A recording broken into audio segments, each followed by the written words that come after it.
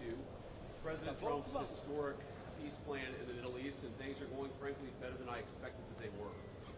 This is a very, very tough situation. You have two peoples, two enemies who have fought a very tough conflict against each other. You have a terrorist organization on one hand that murdered a lot of innocent people. You've got an Israeli army that was defending itself on the other, that has learned a lot over the past couple of years. And of course, you have an innocent civilian population in Gaza that's caught in the middle. But here at the Civilian Military Cooperation Center, which we are announcing the opening of, you have Israelis and Americans working hand in hand to try to begin the plan to rebuild Gaza, to implement a long-term peace, and to actually ensure that you have security forces on the ground in Gaza, not composed of Americans, who can keep the peace over the long term. So we've got a lot of work left to do. This is going to take a very, very long time, but I think Steve Witkoff, Jared Kushner, and Admiral Cooper behind me have done an incredible job.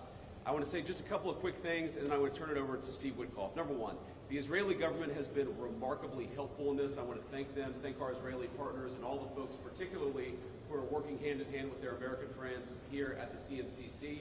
And number two, I want to say that there is this weird attitude I've sensed in the American media, in the Western media, where there's almost this desire to root for failure, that every time something bad happens, and every time that there's an act of violence, there's this inclination to say, oh, this is the end of the ceasefire, this is the end of the peace plan. It's not the end. It is, in fact, exactly how this is going to have to happen when you have people who hate each other, who've been fighting against each other for a very long time. We are doing very well. We are in a very good place. We're going to have to keep working on it, but I think we have the team to do exactly that. So with all thanks to our partners, both in Israel, but all across the Gulf Arab states, Indonesia, the Turks, we are doing an amazing thing here, and I'm particularly proud of the American troops working at the command center who are coordinating this effort and making it possible. So with that, I want to thank Ambassador Steve Witkoff and turn it over to him to say a few things, and after everybody's said a few words, we'll take some questions. Thank you, guys. Thank you very much, Mr. Vice President. We're really proud of what's happened here. It's an amazing effort. It's a great coordination between our partners. We have a great team. Signing this deal up was a challenge in and of itself, but the implementation, that's where it really is going to be the most important. And I think we are exceeding where we thought we would be at this time. I think the Vice President has come out here. He sees that. The Secretary of State will be out here.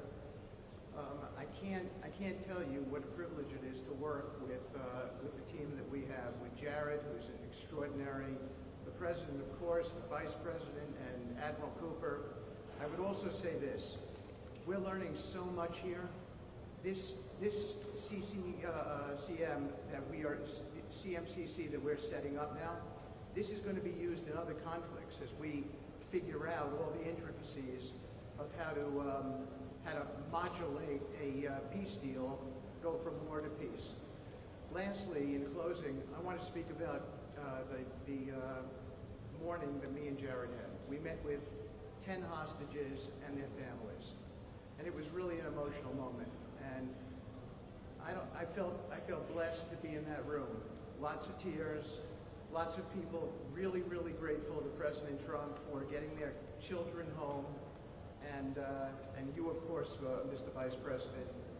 And I want to observe that I didn't see any victims in that room. I saw strong people who have come out under very difficult circumstances. Their families are reunited, and they are so grateful. And it was just my privilege as an American to be there. Thank you. Great, thank you. Thank you, Mr. Vice President. Thank you, Steve. First of all, we really appreciate your visit here. It's given a great boost of energy to everyone here, and your support through this whole effort has been really tremendous. What you see here today is really the opening of the CMCC. This has been something that's been envisioned by CENTCOM. Admiral Cooper will speak about that in a bit. But we always knew that the deal that we were working on would kind of have two phases to it. The first phase was obviously getting the live hostages out. We're currently making progress on the hostages, the bodies that are still there. I think almost half are out now, and we had very good meetings with the Israelis. And the Vice President's here to put a lot of effort into that today to hopefully make sure we can complete that mission in phase two. At the same time, the humanitarian aid, there's actually been surprisingly strong coordination between the United Nations and Israel, which is something that we've been able to help synthesize, get each other to air their concerns and to find out how we can do it better so that the aid reaches the people in Gaza and doesn't go into the wrong hands there.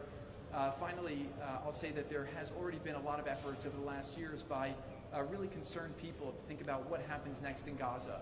And there's a lot of great things happening here. More will be released in the coming days. But the most important thing here is to figure out how you really get a good deconfliction coordination center. This really has been a startup. There's been a lot that's been done. It's amazing to think it's only been a week.